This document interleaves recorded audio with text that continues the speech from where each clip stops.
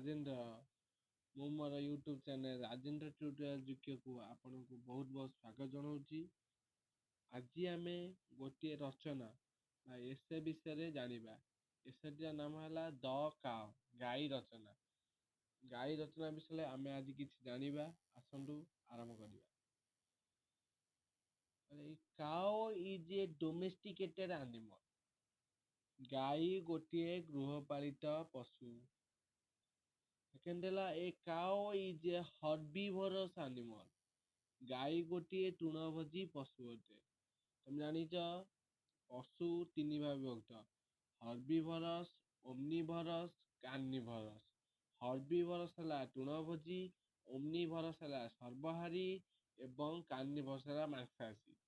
ଏଇ ଯୋଉ ତୃଣଭୋଜୀ କହିଲେ ସେ କେବଳ ଗଛ ଲତା ପତ୍ର କୁ ଖାଇ ବଞ୍ଚୁଥିବ ଯିଏ, ସେ ଗାଈ ଗୋଟେ କଣ ହର୍ବିଭୋରସ୍ animal. There are different types of cows such as white, black and red.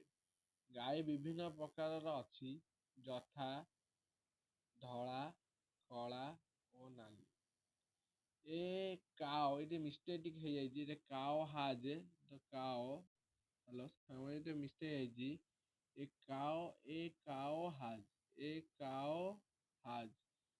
Cow has 4 legs. A cow has, ଏଠି cow ବସିବ, cow has 4 legs, 2 eyes, 4 hooves, 1 tail, 2 horns. ଗାଈର 4ଟି ଗୋଡ଼, 2ଟି ଆଖି, 4ଟି ଖୁରା, ଗୋଟିଏ ଲାଞ୍ଜ ଏବଂ 2ଟି ଶିଙ୍ଗ ଅଛି। Cow has also a mouth and 32 teeth. ଗାଈର ଯଥେଷ୍ଟ ଭାବରେ ଗୋଟିଏ ପାଟି ଓ 32ଟି ଦାନ୍ତ ଅଛି। ପରବର୍ତ୍ତୀ ଯିବା। ଏ କାଓ ହାଜ୍ ଲଙ୍ଗ ଟଙ୍ଗ। ଗାଈର ଗୋଟେ ଲମ୍ବା ଜିଭ ଅଛି, ଲମ୍ବା। ଏ କାଓ ହାଜ୍ ଅଲୱେଜ୍ ବିଲ୍ଡ। ଗାଈ ସର୍ବଦା ପାକୁଳି କରେ। ଏ କାଓ ଅଲୱେଜ୍ ଇଟ୍ ଗ୍ରେନ୍, ଗ୍ରାସ୍, ଚୋକଡ଼, କୁଣ୍ଡା ଆଣ୍ଡ ଗାର୍ବେଜ୍ ଅଫ୍ ଭେଜିଟେବୁଲ୍ସ। ଗାଈ ସର୍ବଦା ଶସ୍ୟ, ଘାସ, ଚୋକଡ଼, କୁଣ୍ଡା ଓ ପନିପରିବା ଚୋପା ଖାଇଥାଏ। ଏ କାଓ ହାଜ୍ ଡ୍ରିଙ୍କ୍ସ ତୋରାଣି। ଗାଈ ତୋରାଣି ପିଏ। ଏ କାଓଜ୍ ମିଲ୍କ ଟେଷ୍ଟ ଭେରି ସୁଇଟ୍। ଗାଈର କ୍ଷୀର ବହୁତ ମିଠା ହୋଇଥାଏ। ଚିଲଡ୍ରେନ୍ ଲଭ୍ ଟୁ ଇଟ୍ କାଓଜ୍ ମିଲ୍କ। ପିଲାମାନେ ଗାଈର କ୍ଷୀର ଖାଇବାକୁ ଭଲ ପାଆନ୍ତି। ଯିବା ଦେଖିବା। Cow's milk is used to make curd, butter, ghee and various types of sweet. ଗାଈର କ୍ଷୀରରେ ବିଭିନ୍ନ ପ୍ରକାର ମିଠା, ଦହି, ଲହୁଣୀ ଓ ଘିଅ ତିଆରି କରାଯାଏ।